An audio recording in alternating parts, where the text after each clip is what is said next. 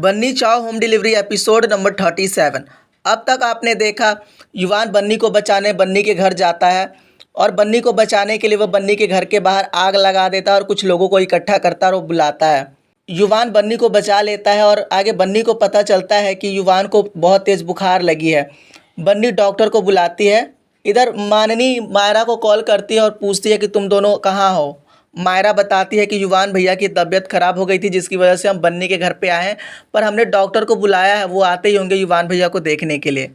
अब आगे देखिए, आज के एपिसोड में अब देखेंगे हम। माननी कहती है कैसा डॉक्टर, कोई डॉक्टर युवान को नहीं देखेगा। फिर आगे कहती है बन्नी कैसा डॉक्टर बुलाए, हमें क्या पता। माननी गुस्सा हो जाती है और मायरा से कहती है मायरा इसी वक्त युवान को लेकर घर वापस आओ। मायरा कहते हैं मॉम डॉक्टर बस 5 मिनट ही दूर होंगे, वो जैसे ही आएंगे युवान भैया को चेक करेंगे, बस हम दोनों आ जाएंगे घर पे। माननी गुस्से से कहती है मायरा जो मैंने कहा वो करो, तुम और युवान इसी वक्त घर लौट कर आओगे। Do you understand me. बन्नी माननी की बातें सुनकर गुस्सा हो जाती है और मायरा से फ़ोन लेकर कहती है ओ फंटूसी मैडम, आपको रात को सोने से पहले टिकाने की आदत है क्या।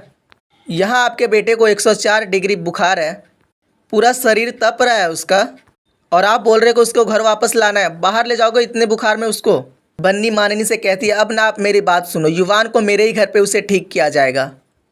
अब डॉक्टर साहब यहाँ आएंगे और युवान का वही चेकअप करेंगे, उसका जो भी ब्लड टेस्ट, सुई, दवाई जो भी करना होगा वो यहीं होगा। आधी पकी खिचड़ी को चूल्हे से उतारा नहीं करते, अब जो भी होगा युवान का यहीं होगा, उसके बाद ही युवान कहीं जाएगा। माननी ये सुनकर डर जाती है और कहती है अगर डॉक्टर ने आकर युवान को चेकअप कर लिया तो, ओ गॉड नो वे। अगर डॉक्टर ने युवान का ब्लड टेस्ट कर लिया तो उन्हें पता लग जाएगा कि मैंने युवान को शांत करने के लिए वो दवाइयाँ दी थी। आगे माननी हेमंत से कहती है हेमंत हमें ना इसी वक्त बन्नी के घर जाना होगा। हेमंत पूछता है क्यों, क्या हुआ, युवान कैसा है, युवान ठीक है। माननी कहती है वो युवान न जिद करके बन्नी के घर पहुंच चुका है, वहां जाकर उसकी तबीयत और ज़्यादा ख़राब हो गई है। अब क्या पता वो सड़क छाप बन्नी कौन सा डॉक्टर बुलाए, युवान को कौन सा इंजेक्शन दे दे, कौन सी दवाइयाँ दे दे। मुझे बहुत डर लग रहा है हेमंत, मुझे बहुत टेंशन हो रही है युवान की, हमें वहाँ जाना होगा अभी। हेमंत कहता हाँ चलो, आओ चलो जल्दी चलो। माननी अपने मन में सोचती है अगर हेमंत साथ में गया तो उन्हें ये पता लग जाएगा कि मैंने वो दवाइयाँ युवान को खिलाई थी। हेमंत माननी से कहता माननी क्या सोच रही हो, चलो ना। माननी हेमंत से कहती हेमंत तुम क्यों जाओगे, मैं हूँ ना, मैं युवान को ले आऊँगी, तुम ज़्यादा परेशान मत हो।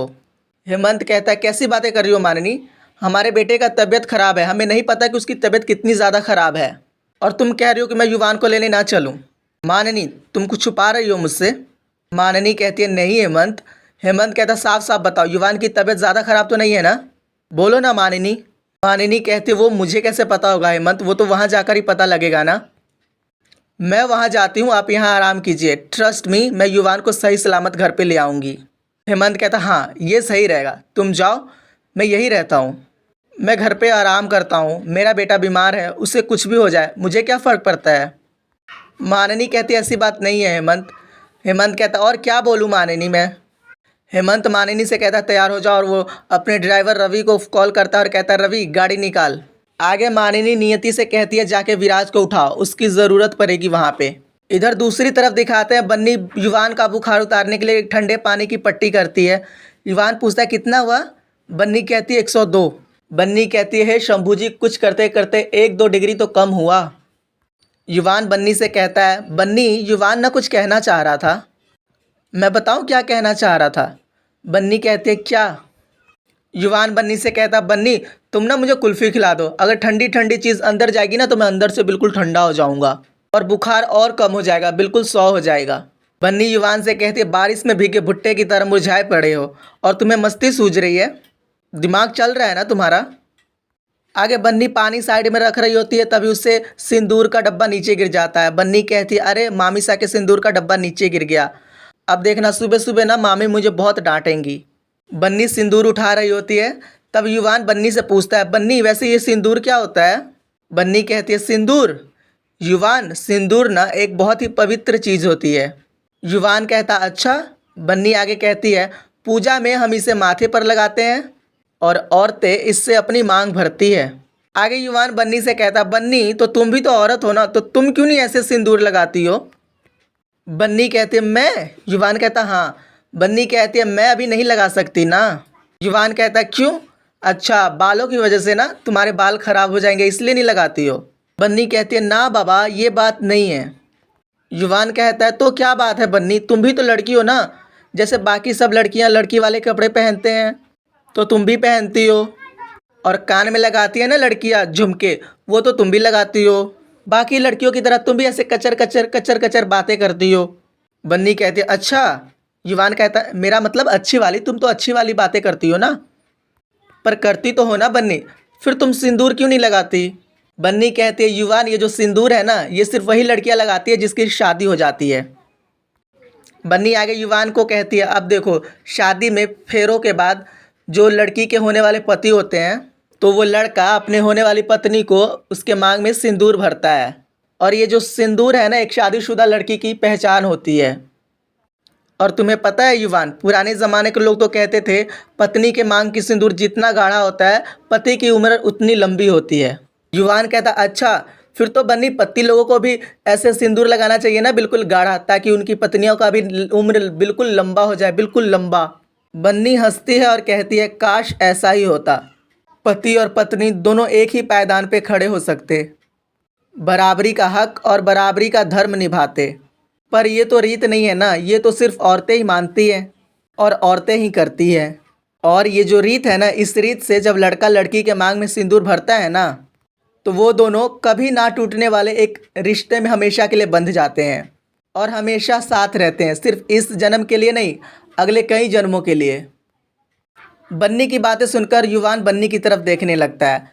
आगे बन्नी युवान को कहती है अब जैसे परसों तुम्हारी शादी है ना नियति के साथ, तब तुम भी तो नियति के मांग में सिंदूर भरोगे। उसके बाद तुम और नियति हमेशा हमेशा के लिए एक दूसरे को हो जाओगे और साथ में ही रहोगे हमेशा। आगे युवान बन्नी को कहता बन्नी बन्नी अपना हाथ दिखाओ ना।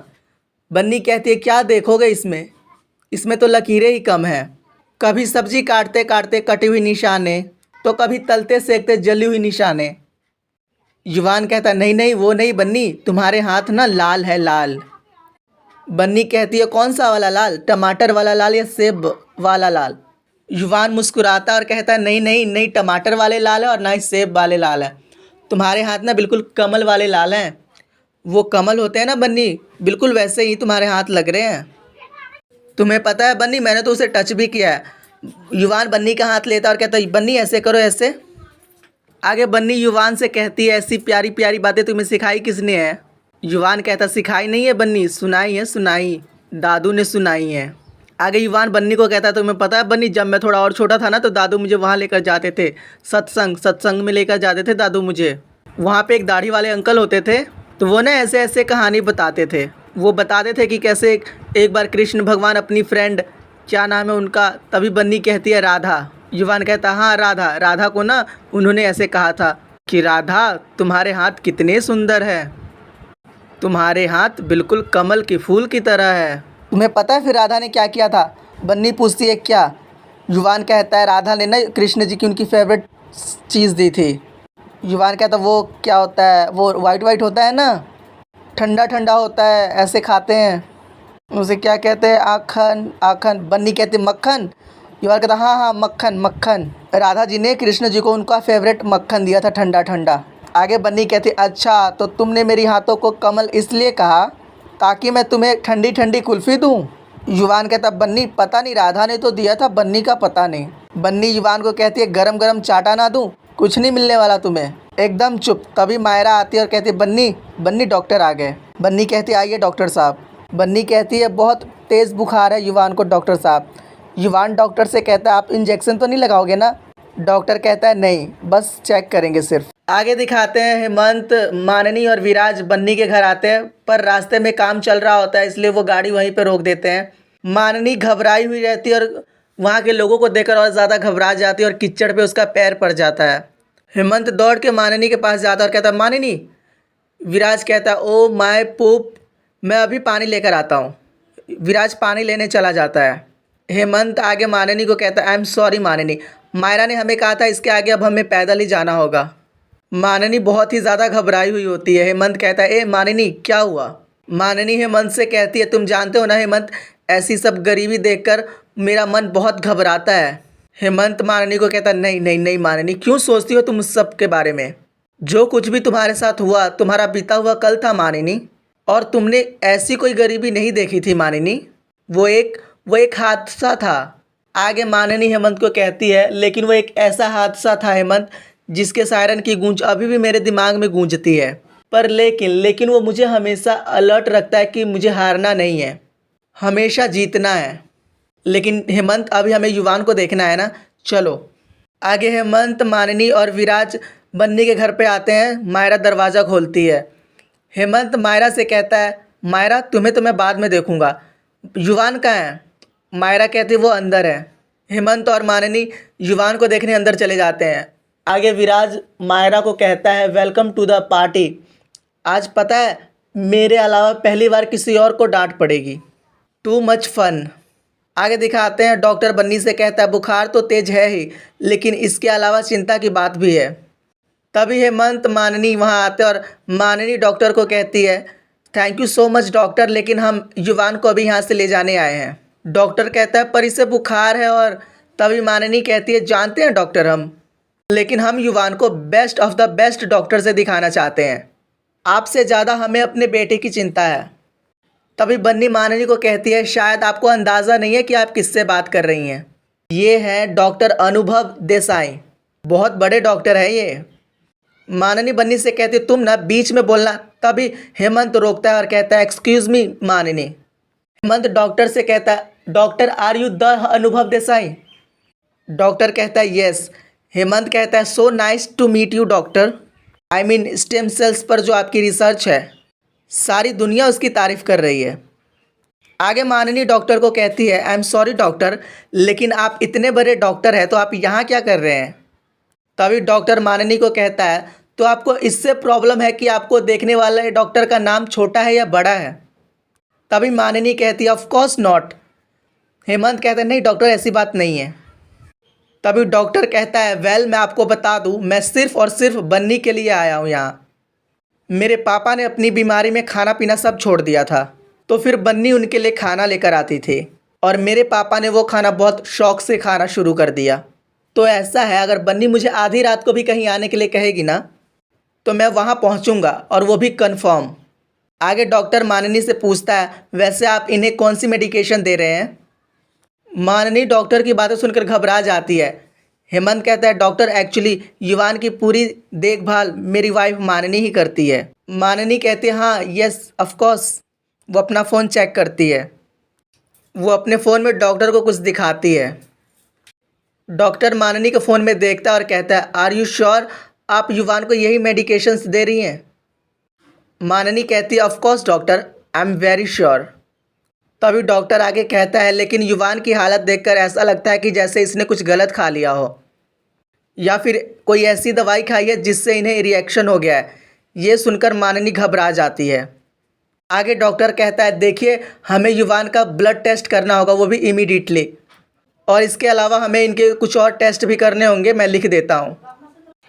तभी हेमंत डॉक्टर से पूछता है डॉक्टर युवान की तबीयत ठीक तो है ना, उसकी तबीयत ज़्यादा ख़राब तो नहीं है ना। डॉक्टर कहता है देखिए अब एग्जैक्टली हुआ क्या है वो तो रिपोर्ट्स आने के बाद ही बता सकता हूँ, लेकिन इस समय तो कहीं पे टेस्ट हो नहीं पाएंगे।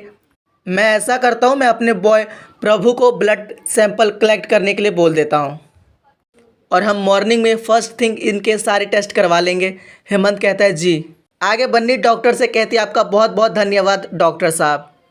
आगे डॉक्टर कहते हैं लेकिन एक बात का ध्यान रखिएगा, जब तक इनका बुखार ठीक ना हो जाए इनको यहीं रुकने के लिए कहिएगा, नो ट्रैवलिंग।